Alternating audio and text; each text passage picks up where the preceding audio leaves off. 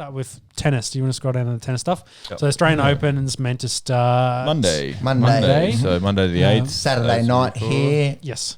So bit of concern though of Rona and Victoria, of course, in Melbourne. One of the security guards at the hotel.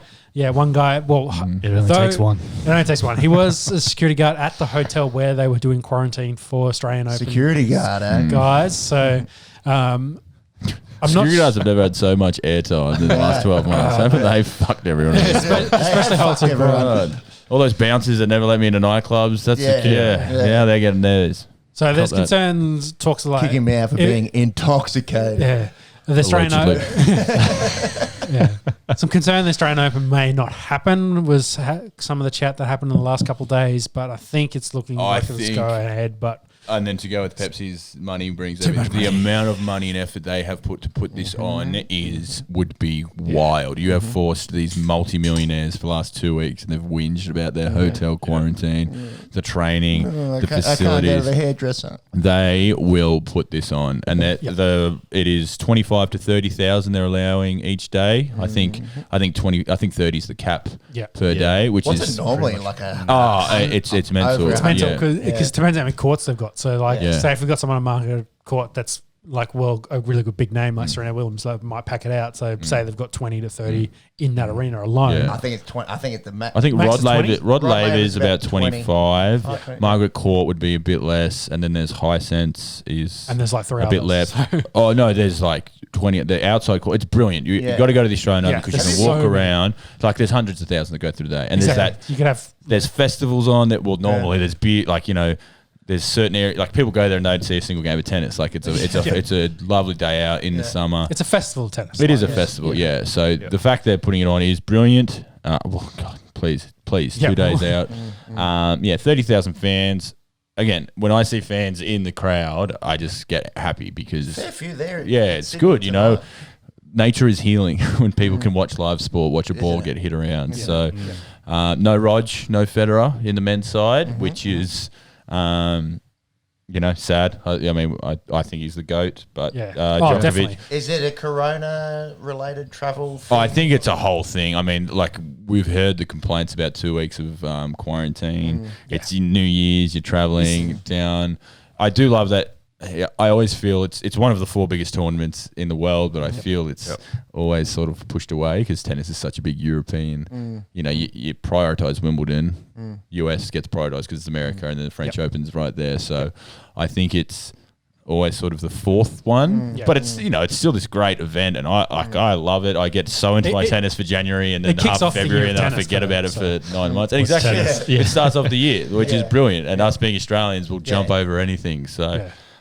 Joker's here. He's going for his 9th, which would be a record. So I think he's going for the 20th as well. He's trying to get 20 Grand Slams overall. Well, Rafa's going for 21, which would be the record. I think Rafa and Rog are on 20.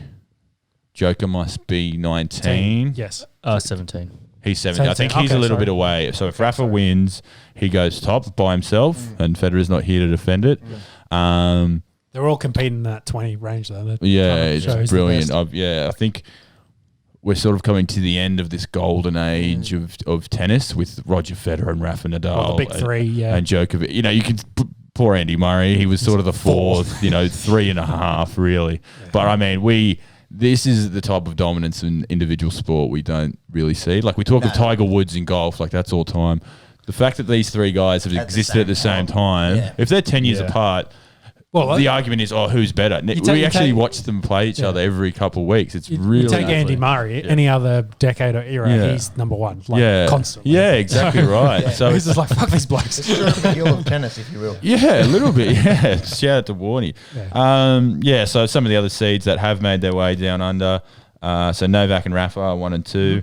Dominic Thiem, Medvedev, Tsitsipas, and Zverev round out the top 6. They are you talk about the big 3, they're the next 4 coming through. Being the tennis fan here, all sort of early 20s, they would be hating the fact that these blokes are still hanging around. They want to win some Grand Slams, but you're just not going to beat them. They're just waiting for these guys to retire. I'm really excited to see how those guys, I think that's pretty much your quarterfinals, the way it's sort of tracking. I mean, the beauty of Grand Slam tennis is there's upsets galore, but definitely. Especially in the men's draw, that it seems to be reasonably consistent. Yeah, plays to the seeds. definitely. You know, you obviously there'll be that upset, which is brilliant. Hopefully, it's an Aussie that you see go down. But that. Remember those names: Tsitsipas, Zverev, TM, Medvedev. All Eastern Europeans. Greek, TM's Austrian, from Denmark, Russia. I think. No, Medvedev's Austrian. Russian. He's Austrian. Yeah. Medvedev's All Russian. European. Zverev's Tsitsipas German. Greek. Tsitsipas Greek. Yeah. So he's been Zverev is Russian-born, plays for German. Yeah. So he's a gun. Tsitsipas has come down to Melbourne. He loves it because of all the Greek community they get around him. He's Like Baghdadis did. Absolutely. So, they get around him. top Aussies. Diminor is 21 in the world. He's got the 21 seed, so he's always a good. He's your typical Leighton Hewitt fighter Aussie that you just love to. I don't know, individual sport, you want gritty, you think tennis, you just stay up till 4 a.m. watching tennis, getting to see him grow out.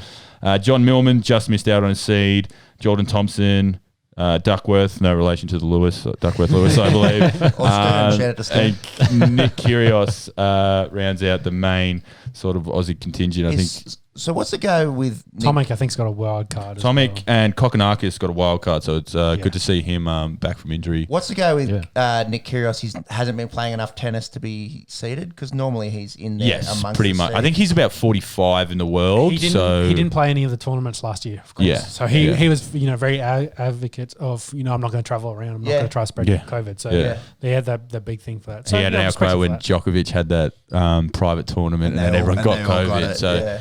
I mean, Kyrgios is just a figure. We love Aussie media. We love our figures. He's one that will transcend. Polarizing. Yeah, and I mean his lead up hasn't been ideal. No, I think I'm not sure if he actually left the match. He threatened to leave one match after getting a time violation.